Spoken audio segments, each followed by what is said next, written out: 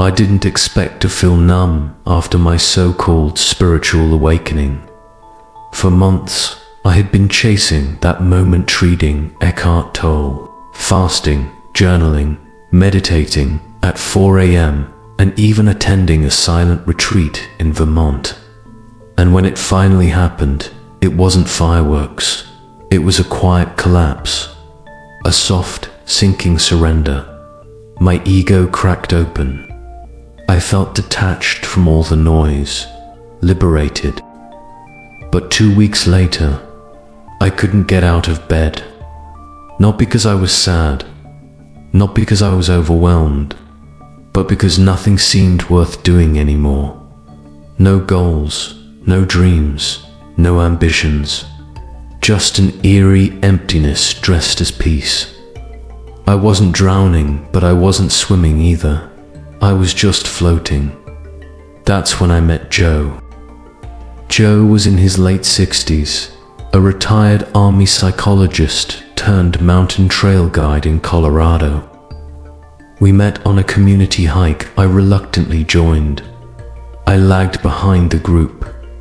Joe stayed with me, noticing something in my pace. "You've seen something you can't unsee," he said, out of nowhere. I blinked. "What do you mean?" He looked at me, steady. "You've looked behind the curtain of the ego, and now the stage feels meaningless."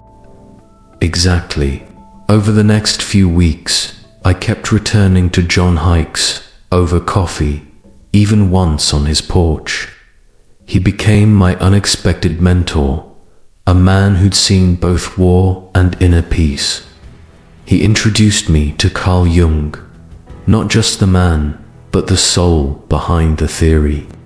He treated me as a student and poured everything politely into my unconscious mind. Lesson 1.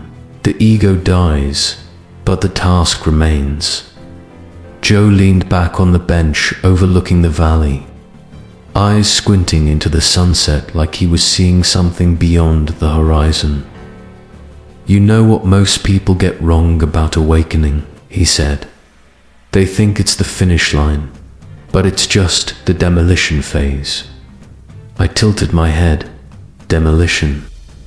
"Yeah," he nodded. "You spent all that time breaking down your ego, letting go of control, shedding your false identities, learning to be still. That's good, necessary. But now the real work begins, building what's next." I didn't quite understand him then. I had spent months unlearning, detaching from the world and the noise. I thought the end goal was peace, detachment, emptiness. But Joe had a different view, one that echoed Carl Jung's wisdom. People wake up, feel this massive sense of liberation, and then get stuck. Like they're standing in the ashes of who they used to be, but too afraid to pick up the hammer and start building something new. That described me perfectly. I wasn't sad, but I wasn't alive either. I was waiting for some divine instruction to tell me what to do next. "There won't be a voice from the sky," Joe said. "There's no post-awakening to-do list. You already know what to do. Start small, serve someone, make something, clean your room, plant a flower, send a letter. Move with intention even if you don't feel like it." He shared a story of a monk in Japan who, after experiencing a powerful Kensho moment of enlightenment, went straight back to the monastery kitchen and started washing dishes. He didn't float away into bliss. He poured his realization into soap and water. That hit me, so Joe gave me a practice. Every morning, ask yourself, what's one thing I can do today that honors life? Then do it. Don't wait for motivation. Let purpose become your habit. And I did. I swept floors. I made tea for my elderly neighbor. I walked instead of scrolled. I began journaling, again not to impress, but to tell the truth. Slowly, the fog lifted. I didn't get my old ambition back. I got something steadier, a sense of duty without the drama. Because even after the ego dies, the task remains to serve life with clarity, humility, and heart. Lesson 2. You're not here to transcend the world, you're here to engage with it. A few weeks into my conversations with Joe, I asked him something I had been wrestling with. If I've seen through the illusion of this world, if I understand that everything is temporary, even meaningless in the grand scheme, why should I care about it anymore? Joe didn't answer right away. He rubbed his chin, eyes still on the horizon. That's the trap, he said finally. You mistake awakening for escape. But awakening isn't about checking out, it's about checking in. I blinked. What do you mean? You think seeing through the illusion means walking away from it. But real awareness doesn't give you permission to float above the world. It demands that you return to it, fully awake, and offer your presence. He paused, then told me about a former soldier he knew. A man who, after experiencing deep trauma and later a powerful spiritual transformation, thought he was done with the world. He left his family, abandoned his career, and lived in isolation in the Pacific Northwest for 3 years. But one day, Joe said, he realized that all his silence and detachment didn't help anyone, not even himself. His peace had become passivity, so he came back. He started working with other veterans, guiding them through PTSD and helping them reconnect with life again. That story stuck with me. Joe leaned in. You weren't awakened to be indifferent. You were awakened to love without conditions, to serve without ego, and to engage with life more deeply than ever before. Carl Jung once said, one does not become enlightened by imagining figures of light, but by making the darkness conscious. That means facing your life, your relationships, your flaws, your community, and participating fully. Joe gave me this practice. Each day, engage with one thing you used to ignore. A conversation, a creative act, a broken place in the world you could help mend. Your job isn't to escape, it's to embody the truth you've seen. So I did. I reconnected with my brother. I started volunteering. I created instead of just consuming. And slowly, life began to feel sacred, not because it was perfect, but because I had finally showed up for it.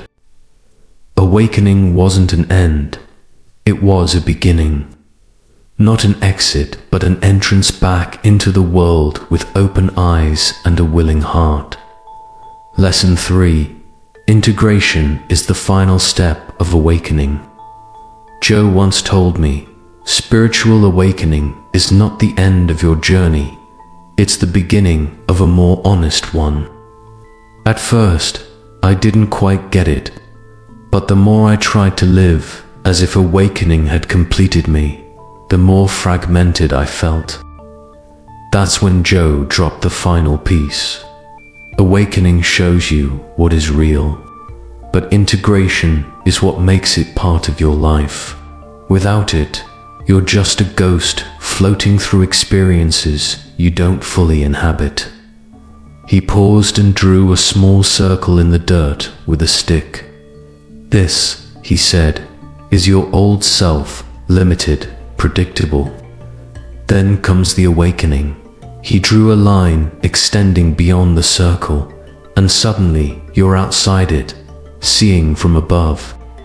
But the goal isn't to stay out here forever. The goal is to return with everything you've seen and re-enter your life as a whole human being. That's integration. I thought about that for days. It reminded me of people who go on silent retreats or fasting journeys, feel profoundly transformed, but then return to their daily lives, only to collapse back into the same cycles of distraction, anger, or avoidance. Joe explained this through a story from New Zealand, where a woman named Araha experienced deep spiritual transformation through indigenous rituals. But instead of escaping modern life, she chose to return to her urban community and start wellness programs for single mothers. Her awakening became service. Her inner peace became outer action. That was integration. Joe gave me a practice. Take one truth you've realized and live it, not talk about it. Not post it online, live it. In your food, in your friendships, in your failures. So I picked one. Presence is sacred. And I started small. I stopped multitasking during conversations. I sat with my emotions instead of analyzing them. I chose depth over speed. And slowly, I felt myself reintegrating, not as a seeker, but as a builder, a participant, a presence. The true sign of awakening isn't that you shine brighter than others. It's that you help others shine too. Integration means building a bridge between the sacred and the ordinary until there's no difference left. That's when I finally understood what Joe meant. The final step isn't to leave the world, it's to love it better than you ever have before. Setbacks still came. Even after all the lessons, I wasn't immune to the weight of life. There were mornings I couldn't get out of bed, not because I was tired, but because I couldn't answer the silent question echoing in my chest. Now what?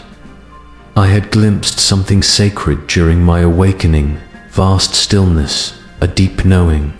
But back in the world of bills, broken conversations, and constant noise, I felt like I was losing it all over again. One day I told Joe, I think I'm failing. I was so clear before, so full of peace. Now I'm angry again, impatient again. I scroll mindlessly. I overthink. Joe didn't flinch. He just nodded, as if waiting for this moment. That's integration, he said softly. Not perfection, not control. You're not here to hover above your monsieur, here to bless it. To stay human, with all your flaws, and still keep showing up. He compared it to muscles aching after healing from an injury. You're using new parts of your soul now. Of course, there's soreness. Don't confuse pain with regression. He reminded me of Carl Jung's idea. The shadow doesn't disappear after awakening, it reveals itself more clearly, inviting deeper compassion. So I stopped trying to be holy, and instead tried to be honest. I let my sadness speak. I allowed myself to rest. I returned to daily life with gentleness, not performance. And strangely, that's when things started to shift, again, not in big, flashy ways, but in quiet, grounded moments. Forgiving someone without needing an apology. Finding beauty in silence. Helping a stranger just because I could. That's when I realized the setbacks weren't setbacks. They were the soil in which my real self was taking root. The loop that changed everything. Joe often said, the truth doesn't change you until you circle back to it. That's where real transformation happens, in the loop. I didn't fully understand what he meant until I had a strange experience one morning. I woke up and replayed my old routine, rushed breakfast, checking my phone, spiraling into low energy and doubt. It was all too familiar. I sat on the edge of my bed, defeated. Why does this keep happening? And then I remembered the lessons, not in an abstract way but viscerally. I paused and asked, what if this moment is the loop? What if I've been brought back here, not to repeat, but to re-choose? Instead of reaching for distraction, I walked outside. I breathed deeply. I remembered presence is sacred. That single decision, just showing up for the morning differently, wasn't magical, but it shifted everything. Joe once told me that true change happens when you return to the same crossroads, but this time, choose from your awakened self. The loop, he said, is not punishment, it's invitation. It's grace disguised as routine. That loop became my mirror. Every time I felt lost, anxious, or numb, I started to recognize I'd been here before. And now I had tools, truths, awareness. All I had to do was remember. Slowly, my choices aligned with who I was, becoming not perfectly, but intentionally. And that changed everything. Because life isn't a straight staircase to enlightenment, it's a spiral. You revisit, you relearn, you reawaken. But every time you return, you're not the same. You carry more light, more honesty, more courage.